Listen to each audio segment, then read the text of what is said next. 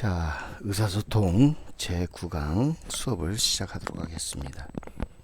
자, 의사소통 능력의 하위 모델 중에 하나인 경청 능력입니다. 그래서 경청하게 된다면 한자로 보면 여기 나와 있는 것처럼 기울경에 들을 청입니다. 그러니까 기울인다는 얘기는 몸을 기울이고, 몸을 기울이면 귀가 말하는 쪽으로, 소리 나는 쪽으로 간다라는 얘기죠. 그래서 귀를 기울여서 듣다라는 것이 바로 경청이라는 뜻이에요. 자, 그래서 우리가 생각할 수 있는 것이, 경청이란 다른 사람과의 의사소통에서 듣기는 우리가 생각하는 것보다 더 많은 뜻이 있는데, 다른 사람이 전달하는 메시지를 이해하는 과정이 바로 듣기입니다. 따라서 좋은 청자란 다른 사람의 음성만 듣는 것이 아니고, 목소리 톤, 그리고 강조, 또 빠르기, 얼굴의 표정, 그리고 자세 등 비언어적 단서에까지 주의를 기울이는 것이 바로 좋은 청자입니다. 이처럼 경청은 상대방이 보내는 메시지 내용에 주의를 기울이고 이해를 위해 노력하는 행동을 의미하고 있습니다.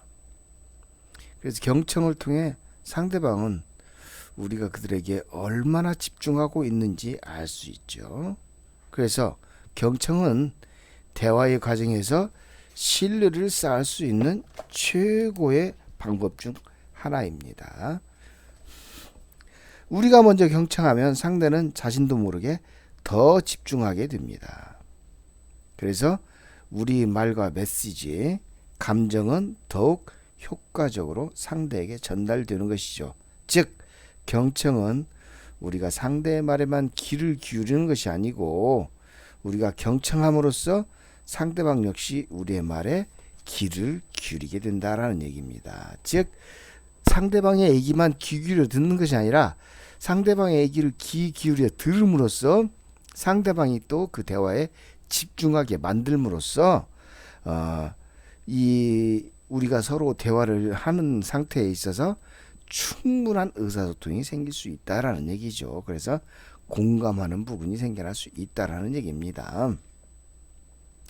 그렇다면 경청의 중요성에 대해서 우리가 생각해 볼 수 있는데, 이 경청의 중요성에 대해서 성공한 많은 사람들이 경청이라는 것에 대해서 강조를 하고 있습니다. 강조를 하고 있는데, 스티븐 코비라고 성공한 사람의 7가지 습관이라는 책으로 굉장히 유명한 사람이 있죠. 그 다음에 성공하는 사람이 7가지 습관 위에 8번째 습관이라는 최신 작품이 있어요. 거기에서 스티븐 코비는 뭐라고 하느냐면, 성공하는 사람과 그렇지 못한 사람의 대화 습관에는 뚜렷한 차이가 있다. 그 차이점이 무엇인지 단 하나만 꼽으라고 한다면 나는 주저없이 경청하는 습관을 들 것이다. 우리는 지금껏 말하기, 읽기, 쓰기에만 골몰해 왔다. 하지만 정작 우리의 감성을 지배하는 것은 귀다. 경청이 얼마나 중요한 능력인지, 그리고 우리가 어떻게 경청의 힘을 획득할 수 있는지 알아야 한다라고 스티븐 코비는 자기 책에서 이 경청의 중요성에 대해서 강조를 하고 있습니다. 레리 킹, 미국에서 인정받는 최고의 방송인 중 한 사람인데, 바로 미국에서 유명한 레리 킹의 토크쇼, 투나잇 쇼던가요? 이 레리 킹의 토크쇼의 진행자로서 굉장히 인기를 끌고 있고 최고의 방송인으로 꼽히고 있는 사람 중에 하나죠. 이 레리 킹은 나는 아침마다 내 스스로에게 상기시킨다. 오늘 내가 말하는 것 중 나를 가르쳐 주는 건 아무것도 없다고. 그래서 만약 내가 배우고자 한다면 나는 반드시 경청을 통해 배운다고. 자, 이걸 생각해보면 뭔 얘기냐면, 내가 말하는 것은 내 속에 있는 것, 즉 내가 알고 있는 것을 말하는 것이기 때문에 내가 말함으로써 나에게 가르침이 주어지는 것은 아무것도 없다. 그런 얘기예요. 즉 나는 이미 알고 있는 것이기 때문에 다시 배울 것은 없는 거죠. 그런데 내가 만일에 배우려고 한다면 나는 반드시 경청을 통해 배운다. 즉 상대방이 하는 얘기를 귀 기울여 들음으로써 거기에서 내가 얻고자 하는 것을, 즉 배우고자 하는 것을 얻을 수 있다. 그렇기 때문에 잘 듣는 것, 반드시 경청하는 것이 중요하다라고 레리 킹도 강조를 하고 있는 거죠. 언어적인 의사소통 과정에서 경청은 우리가 상대방의 소통 내용에 관심과 흥미를 가지고 있음을 전달하며 상대방으로 하여금 개방적이고 솔직한 의사소통하도록 촉진하는 기능을 가지고 있다. 그렇죠? 내가 귀 기울여 듣고 있으면 이 대화의 내용에 상대방이 관심과 흥미가 있구나라고 느낄 수 있게 되죠. 그렇게 된다면 말하는 사람은 상대방이 더 관심과 흥미를 끌기 위해서 더 개방적이고 더 솔직한 대화를 할 수 있다라는 얘기입니다. 의사소통은 내가 상대방에게 메시지를 전달하는 과정이 아니라 상대방과의 상호작용을 통해 메시지를 다루는 과정이다. 즉 일방적이 아니에요. 일방적인 명령이나 지시가 되는 것이지 의사소통이라고 할 수가 없는 것이죠. 그래서 그냥 단순한 나의 메시지를 전달하는 과정이 아니고 상대방과의 상호작용, 즉 인터랙션을 통해서 주고받는 것이 있어야 된다는 얘기죠. 이 과정을 통해서 메시지가 전달되어진다라는 얘기예요. 그렇기 때문에 성공적인 의사소통을 위해서는 내가 가진 정보를 상대방이 이해하기 쉽게 표현하는 것도 중요한데 오히려 더 상대방이 어떻게 받아들일 것인가에 대한 고려가 바탕이 되어야만 하는 것이죠. 자, 상대방이 이해하기 쉽게 표현하는 것 중요한 내용이에요. 왜? 이해를 못하면 의사소통이 안 되는 거니까. 그런데 이렇게 얘기를 했었을 때 상대방이 어떻게 받아들일 것인가는 이게 더 중요한 것이죠.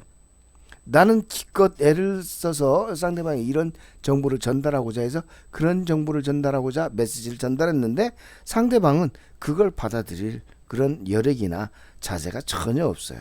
그렇기 때문에 그렇다고 한다면 이 의사소통이나 이 대화의 내용은 아무런 의미가 없어지는 것이죠. 그렇기 때문에 의사소통을 하기 위한 기본적인 자세는 바로 경청인데 상대방의 분위기까지 상대방의 받아들이는 자세까지 고려하는 것, 이것이 중요하다는 얘기죠. 자, 그래서 경청을 함으로써 세 가지를 얻을 수 있는데 경청함으로써 상대방을 한 개인으로 존중하게 된다라는 얘기예요. 즉 상대방을 인간적으로 존중하면 물론 그의 감정, 사고, 행동을 평가하거나 비판 또는 판단하지 않고 있는 그대로 받아들이는 태도가 바로 경청의 태도가 된다는 얘기예요. 그래서 상대방을 인간적으로 존중하게 된다. 두 번째, 경청함으로써 상대방을 성실한 마음으로 대하게 되는 겁니다. 이는 상대와의 관계에 있어서 느낀 감정과 생각 등을 긍정적이든지 부정적이든지 솔직하고 성실하게 표현하는 태도를 말하게 되는 건데, 그러니까 긍정할 수도 있고 상대방 하는 얘기에 대해서 부정할 수도 있어요. 그런데 이렇게 됐을 때 성실한 마음을 가지고 난 좋아, 긍정한다, 아니야 나는 싫다, 나는 부정이야, 이렇게 성실하게 표현하는 태도를 바로 경청이라는 태도라고 하는 겁니다. 이러한 감정의 표현은 상대방과의 솔직한 의사 및 감정의 교류를 가능하도록 도와주기 때문에 그렇게 할 수 있다라는 얘기예요. 마지막으로 경청을 함으로써 상대방의 입장에 공감하며 이해하게 되는 것이죠. 즉 자신의 생각이나 느낌, 가치, 도덕관 등의 선입견이나 편견을 가지고 상대방을 이해하려 하지 않고 상대방으로 하여금 자신이 이해받고 있다는 느낌을 갖도록 하는 것, 이것이 바로 경청이 되는 것이죠. 내가 어떤 선입견이나 편견을 가지고 하게 된다면 그 상대방 얘기를 들을 수가 없죠. 그리고 들어도 헛것을 듣는 거예요. 그런다 경청을 하게 된다면 상대방을 이해하려고 노력하게 되고 상대방으로 하여금 그렇게 되면 자신이 이해받고 있다는 느낌을 갖도록 하기 때문에 경청하는 것이 중요하다라는 얘기입니다.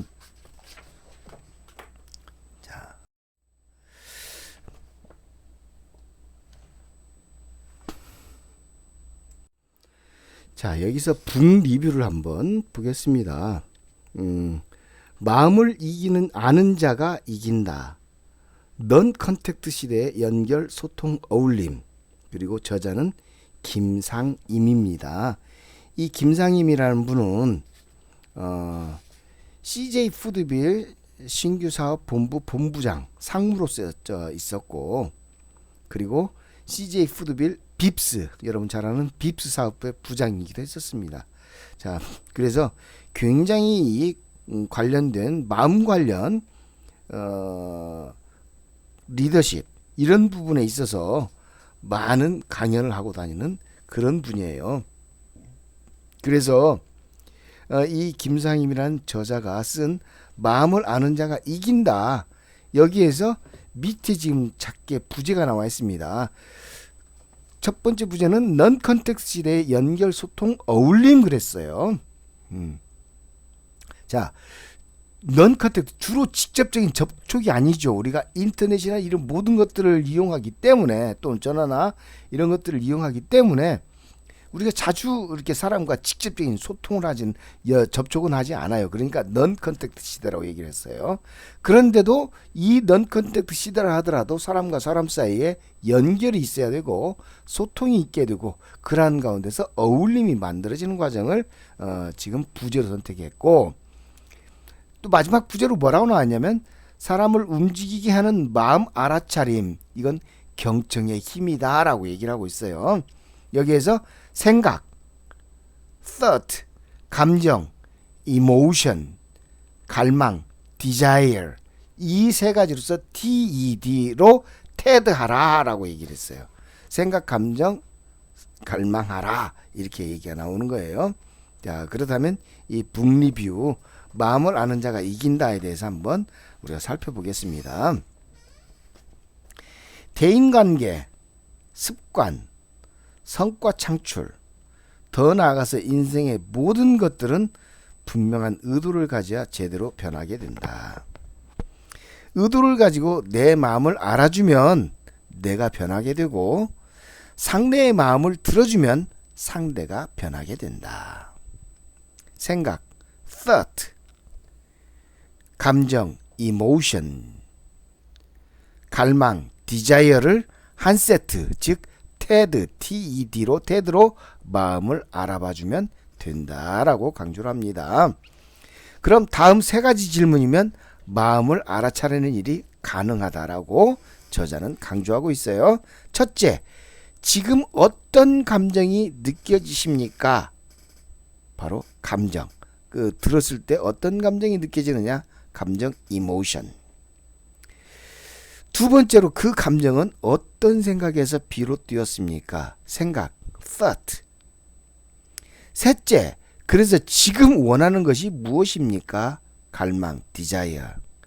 지금 어떤 감정이 내게 생겼는데 그 감정이 어떤 생각에서 비롯된 것이고, 그래서 그 감정이 생겨서 지금 내가 현재 원하는 것이 무엇일까?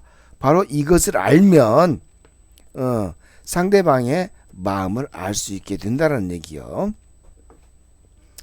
코칭이라는 것은 누군가를 가르치는 것도 아니고 이끄는 것도 아니다라고 저자는 얘기합니다.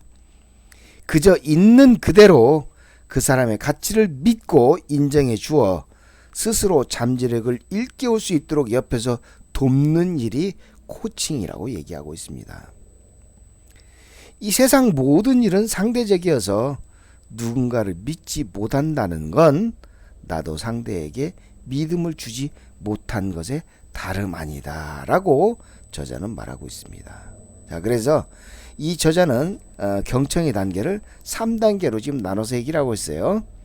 1단계 경청은 상대가 하는 이야기를 잘 듣고 그 사람이 말하는 핵심 단어를 마치 복사하듯이 그대로 되묻는다. 자, 대화하는 도중에 그 대화의 핵심이 되는 단어가 나왔을 때 그 단어를 상대방이 했던 것처럼 그대로 복사해서 상대방에 되묻게 되는 것이죠. 질문하게 되는 겁니다. 이게 바로 첫 번째 단계의 경청이고요. 2단계의 경청은 되물은 질문에 상대방이 어떤 답을 해주겠죠. 그러면 이번에도 집중해서 또 듣고 다시 한번 핵심을 짚어서 되물어준다. 핵심을 짚을 수 있다라고 한다면 그 대화를 집중해서 들었다라는 얘기가 되겠죠. 그 다음에 세 번째 단계의 경청이라는 것은 2단계가 매우 중요하다라고 얘기를 하는데 그 사람이 하는 이야기를 타고 들어가면서 강조하는 단어의 의미를 묻는 겁니다. 그러니까 이 사람은 이 상대방은 그 대화하는 데 있어서 자기가 전달하고자 하는 내용에 있어서 가장 강조되어지는 말, 거기에 핵심적인 단어들이 섞여 있고 그 핵심적인 단어가 계속해서 반복될 수밖에 없는 것이죠. 그래서 최종적으로 그 강조했던 단어의 의미를 묻게 되는 것이 마지막 3단계 경청의 단계라고 얘기를 할 수 있는 겁니다. 자, 지금 말씀하신 것의 의미는 어떤 건가요? 바로 이 질문이 본질로 직결되는 관문이 된다라고 저자는 강조합니다. 이 3단계 경청으로서 매번 지루하게 반복되는 회의, 또 핵심을 건드리지 못하고 겉도는 그런 대화에 벗어날 수 있다라고 김상임 저자는 마음을 이기는 자가 이긴다라, 아는 자가 이긴다라는 책을 통해서 우리에게 강조하고 있습니다. 여기 아래에 나와 있는 주소를 통해서 여러분들이 이 책에 대해서 더 나은 사항을 알아볼 수 있을 것입니다. 자, 그렇다면 우리가 여기 지금 사례를 통해서 보면 경청하게 되는 것도 그냥 생기는 것도 아니고 이것은 어떤 일정한 훈련, 즉 노력을 통해서 할 수 있다라는 얘기예요. 자, 그 직장 생활에 있어서 만나게 되는 고객들은 자신의 말에 귀를 기울여주고 공감해 주는 것만으로도 그 직원에 대해서 만족감을 표시할 수 있습니다. 그렇다면 직장인들은 직장 내에서 고객 만족을 실현하는 것이 최대 목표 중에 하나고 궁극적으로 고객 만족은 직원들의 성과로 이어질 수가 있는 것이죠. 자, 그래서 여기 사례에 보면 경청에도 기술이 있답니다라고 중앙일보의 기사에 나와 있던 얘기예요. 거기에서 보면 변호사인데 이 변호사가 좀 요즘 시대가 많이 변했다라는 걸 얘기하면서 의뢰인과 대화를 해야 하는데 공감하는 자세를 해야 되겠다는 얘기예요. 근데 그게 쉽지가 않다. 하다 보면 상대방의 얘기에 경청을 해야 되겠다라고 생각하면서도 대화를 하는데 이 얘기를 이렇게 들어주다 보면 10분, 20분, 30분, 40분, 50분에도 끝나지가 않게 되고 불필요한 얘기까지 다 들어주다 보면 몸도 마음도 지치게 된다. 그래서 이런 걸 통해서 보면 경청하리라고 마음먹었는데 경청이 어렵다. 그래서 마음을 먹는 것까지는 쉽게 동의할 수는 있는데, 그러니까 경청해야 되겠다고 마음 먹는 것까지는 가능한데 현실적으로 마음 먹은 대로 잘 안 되는 것이 그렇다. 그렇다면 경청은 마음가짐으로부터 되는 것이 아니고 어떤 일정한 방법이 있을 것이다 라고 이 사례를 통해서 말을 하고 있습니다. 그래서 경청은 대화를 나누는 상대방의 메시지에 주의를 기울여 이해하고자 하는 노력하는 행동으로 마음가짐으로만 접근하기는 어려운 훈련이 필요한 행동이다 라고 지금 이 사례를 통해서 알 수 있는 거예요. 경청을 위해 적극적으로 상대방의 메시지를 이해하려고 노력하고, 첫 번째 그렇죠. 주어진 언어적 표현뿐 아니라 표정, 자세, 몸짓 등 비언어적인 부분까지 세심하게 주의를 기울이는 것이 필요하다라고 얘기를 하고 있어요. 그래서 이번 사례를 통해서 보면 경청을 하겠다는 마음가짐만으로는 당장 경청이 이루어지지 않기 때문에 경청 훈련이 필요하다는 것에 대해서 우리는 확실히 인식하고 그 훈련 방법을 찾아봐야 되겠죠. 자, 그렇다면 경청에도 기술이 있답니다. 이 사례에서 볼 수 있듯이 경청은 대화시 가져야 하는 마음가짐이라기보다 훈련이 필요한 기술이다. 어떤 방법이 필요하다는 얘기죠. 그래서 대화를 할 때 나의 의견에 대해 상대방이 다음과 같은 반응을 보일 때 어떤 느낌이 드는지 작성해 보자 라고 돼 있어요. 자, 그렇다면 이 표를 보고 여러분들이 예를 들어서 이런 상황에서 이런 대화가 나왔을 때, 예를 들은 대화가 나왔을 때, 그 대화를 들었을 때 나의 느낌,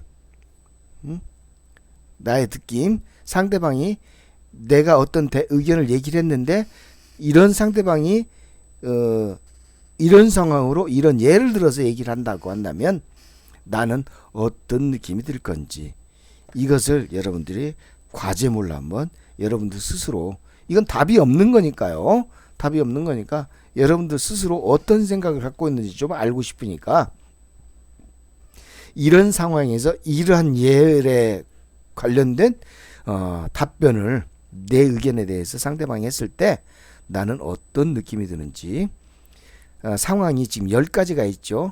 상대방의 흠을 잡는 단어를 쓴다. 상황 이렇게 하고 나의 느낌 이렇게 답을 달고요. 두 번째로 상대방의 행동 자체가 아니라 인간성에 초점을 맞추는 상황에서 이런 예의 느낌은, 나의 느낌은 이것, 이렇게 해서 10가지. 비난하고 판단하는 식으로 말한다. 과거의 일을 들춘다. 부정적인 비교를 한다. 위협을 한다. 감정으로 공격한다. 또 폐쇄적이고 배타적인 신체 언어를 사용한다. 의사 표현할 때 전체를 전달하지 않고 일부만 이야기한다. 분명하게 말하지 않는다. 자, 이런 10가지 상황에 예를 들어서 이런 대화 내용을 들었을 때, 답변을 들었을 때 여러분들은 어떤 느낌이 드는지 그 느낌을 솔직하게 한번 작성해서 과제로 제출해 주기 바랍니다. 자, 그렇다고 한다면 경청이 의사소통의 기본 과정으로서 대화를 나누는 상대방의 메시지에 주의를 기울이고 이해하기 위해 노력하는 행동을 의미한다면 의사소통 기술에서 경청의 중요성은 점점 더 강조될 수밖에 없겠죠. 그래서 경청은 어떻게 해야만 될까? 굉장히 궁금한 내용이죠. 경청은 다른 사람의 이야기에 주의를 기울이겠다는 마음가짐만으로는 안 된다고 지금 앞에서 계속 얘기하고 있어요. 오히려 경청이라는 것은 구체적인 실천이 필요한 태도와 행동으로 볼 수 있는 것이죠. 자, 그렇기 때문에 그렇다고 한다면 경청이라는 것은 크게 적극적인 경청과 소극적인 경청으로 나눌 수 있겠습니다. 말 그대로 적극적 경청은 자신이 상대방의 이야기에 주의를 집중하고 있음을 행동을 통해 외적으로 표현하며 듣는 것을 의미한다. 자, 우리가 쉽게 생각해서 상대방이 말하고 있는데 상대방의 얼굴을 주목하고 있는 것이죠. 하다못해 그 입술을 주목하고 있는 거예요. 그래서 상대방이 하는 내용에 대해서, 얘기하는 내용에 대해서 내가 어떤 공감이 느껴지면 그 공감에 따라서 고개를 끄덕끄덕 해준다든지 격하게 반응을 해주고 그래요 하면서 적극적인 제스처를 취해주고 하게 된다면 이것이 바로 적극적인 경청이 되는 것이고, 이것을 행동을 통해서 위적으로 표현하는 것이 적극적 경청이라고 할 수 있겠습니다. 또 적극적인 경청은 상대방이 말하는 중에 이해가 안 되는 부분을 질문을 하거나 자신이 이해한 내용을 확인하기도 하고, 때로는 상대의 발언 내용과 감정에 대해 공감할 수도 있게 되는 것이 바로 적극적 경청입니다. 자, 상대방이 얘기를 했는데 내가 이해를 못하고 있어요.